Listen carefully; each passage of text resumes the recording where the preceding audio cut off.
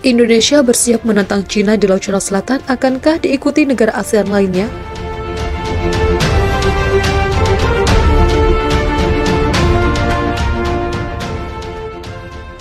Indonesia tidak ingin berselisih paham dengan pihak manapun, baik Cina ataupun Amerika Serikat, di tengah perselisihan Laut Cina Selatan.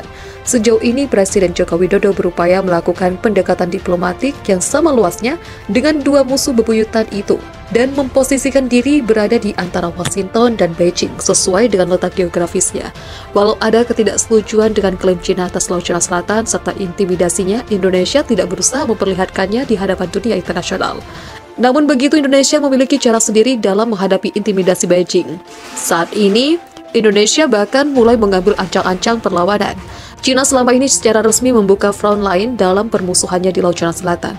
Sikap Cina itu pada akhirnya mendorong Jakarta untuk menghadapi sengketa di Natuna Utara, untuk mempertahankan wilayahnya sendiri, karena bagaimanapun wilayah yang disengketakan Cina masuk dalam zona ekonomi eksklusif Indonesia sesuai dengan Konvensi PBB tentang Hukum Laut atau UNCLOS. Beijing mengklaim bahwa wilayah yang berada dalam garis 9 putus itu adalah miliknya, sebuah batas buatan yang diciptakan oleh PKC, Partai Komunis Tiongkok, yang mencakup sebagian besar Laut Cina Selatan, memberinya kepemilikan atas seluruh wilayah maritim yang membentang sampai melewati ZEE Indonesia.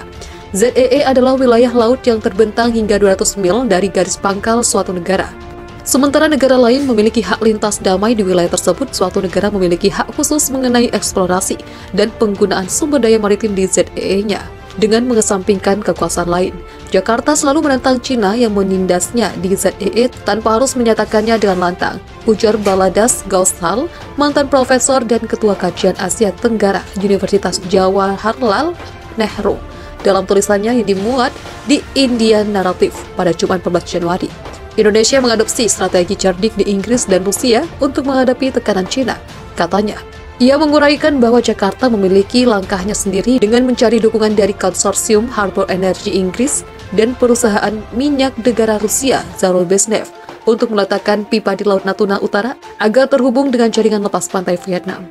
Kedua perusahaan telah mengumumkan bahwa mereka menemukan sumber gas kotor sederhana sebesar 600 miliar kubik setelah pengeboran dua sumur di Blok Tuna, sekitar 10 km dari ZEE Indonesia.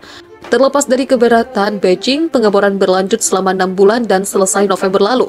Badan Keamanan Laut Republik Indonesia Bakamla mengklaim keberhasilan dalam usaha mereka yang oleh beberapa analis disebut sebagai Kementerian Besar Indonesia atas Cina. Cina telah berulang kali mengingatkan Indonesia untuk menghentikan proyek tersebut dan mengatakan bahwa itu adalah pelanggaran karena masuk dalam teritorial Cina. Peringatan itu kemudian keluar sebagai rilis resmi dan dikomunikasikan kepada pemerintah Indonesia pada Desember lalu. Peringatan Cina itu jelas menjadi sebuah kerancuan dan kecaman karena bagi Indonesia pengeboran itu dilakukan di tanahnya sendiri. Pemerintah yang belum pernah terjadi sebelumnya itu jelas meningkatkan ketegangan atas sumber daya alam antara Cina dan Indonesia di wilayah strategis dan ekonomi global yang bergejolak, kata Gaushal. Menambahkan bahwa permintaan itu juga memantik sikap keras Indonesia yang mulai bangkit dari kebutuhan selama berbulan-bulan di Laut Cina Selatan.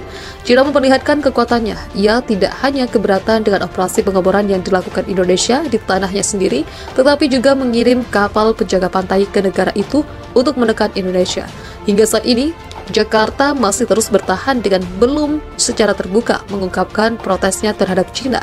Bagi Jakarta, protes itu akan menjadi pengakuan perselisihan di daerah tersebut, hal yang sejauh ini masih terus dijaga Indonesia. Meski tidak mengakui adanya sengketa, Indonesia pada Mei 2020 lalu mengirim surat kepada PBB yang menolak klaim historis Beijing di Laut Cina Selatan.